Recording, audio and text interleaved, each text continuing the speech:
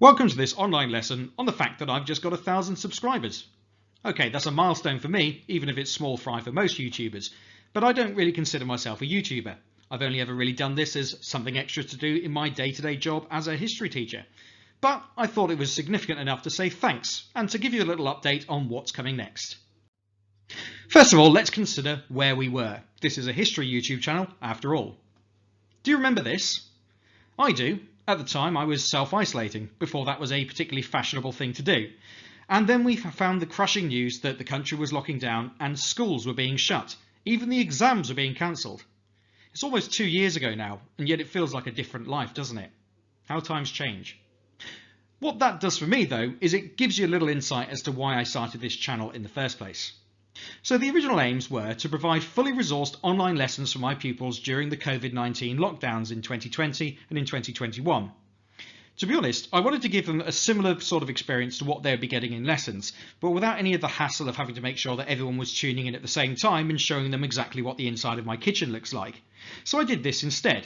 The feedback I got from parents and pupils was excellent, the quality of the work that I was getting through was also great, and so I carried on doing it. And eventually, between lessons, I found myself making things thinking, sure, this might be useful for the GCSE students to revise from sometime. Eventually, I had all of the GCSE topics that I teach fully resourced, but that's not the only reason I did it. I also wanted to provide a resource for pupils who to catch up on lost learning as well, especially due to COVID disruption. So anyone who, through no fault of their own, missed a load of lessons could dip into this and catch up on what they missed. And then also for providing online learning for those pupils who were self-isolating when the schools reopened. Later on though, I also found that this was providing a really useful revision resource, not just as mini lessons that the pupils could dip into, but actually people started to listen to it almost like a podcast and just have it on in the background and absorb some of that historical knowledge. Again, the feedback I had was largely really good, and I say largely for a reason, as I'll come on to in a moment. But let's have a look at now what I've got planned next. So where are we going now? Firstly, the bad news. I did say that I wasn't much one for chasing after the subscribers, didn't I? You've got to understand that my day job has got to come first. My pupils, who I teach face-to-face, and the ones in my history department are the ones that I'm accountable to, and so naturally I'm going to focus on things that are on the curriculum that I teach at my school. That doesn't mean I'll never have a look at other topics that have been requested, it just means that I've got to look at those first.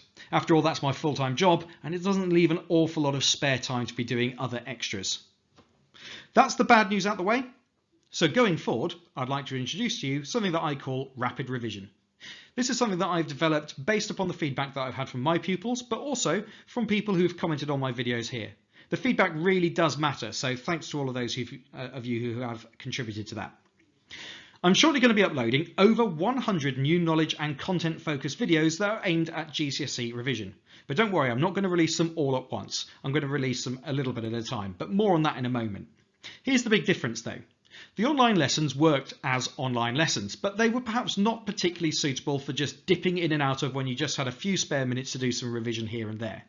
So instead, rapid revision are going to be videos that are all between 5 and 10 minutes long and maybe 15 minutes long for the really meaty topics. These are going to be adapted from my existing resources, so it'll be the sort of thing that you're really used to, but it's not going to be anything that's completely copied from my previous videos.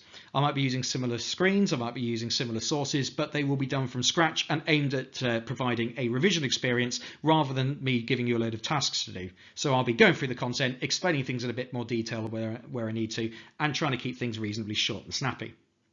So I'll be starting with the Anglo-Saxons and Normans, the American West, and the civil rights topics. I've already resourced over 70 videos on these things, and I'm only about halfway through what I'm intending to do.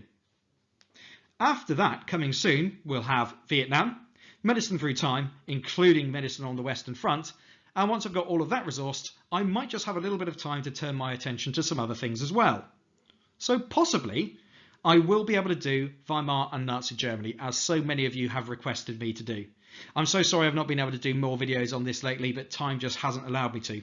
However, I have taught this course before, I know it pretty well, and I do have some resources that I might be able to adapt into videos, but it's still going to be a lot of work, so I just have to see when I'm able to do that. But watch this space, I do think it will be coming at some point. After that, I might do some other topics, including a little bit of Key Stage 3 for the younger pupils as well. But you'll appreciate that for revision, my GCSE students and people like you who might be doing a GCSE as well will be the priority. When will I be doing this? Well, I'm going to be aiming to release between 3 and 5 videos every single week, hopefully on a Wednesday when I've got a bit of space to be able to do that.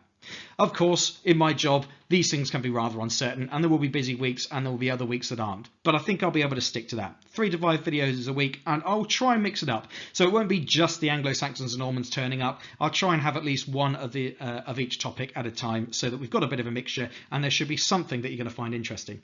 So if you haven't done so already, subscribe, ring that bell, and then you'll be one of the first to know when I've got a new video up, and it might be just what you need for that test that's going on in the morning. You never know, you might be lucky.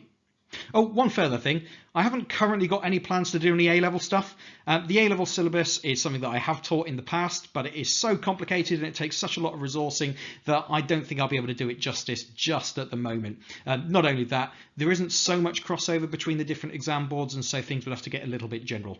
But never say never. That about wraps it up.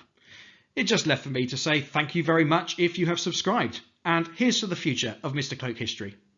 Maybe you've got a request of something that you're absolutely desperate for me to do a revision lesson on. I might be able to move it to the top of the queue, or I might be able to do one of those lessons if I have enough demand, just in my own time, a bit like the Nazi Germany stuff. So if you've got a request, pop it in the comments and I'll see what I can do.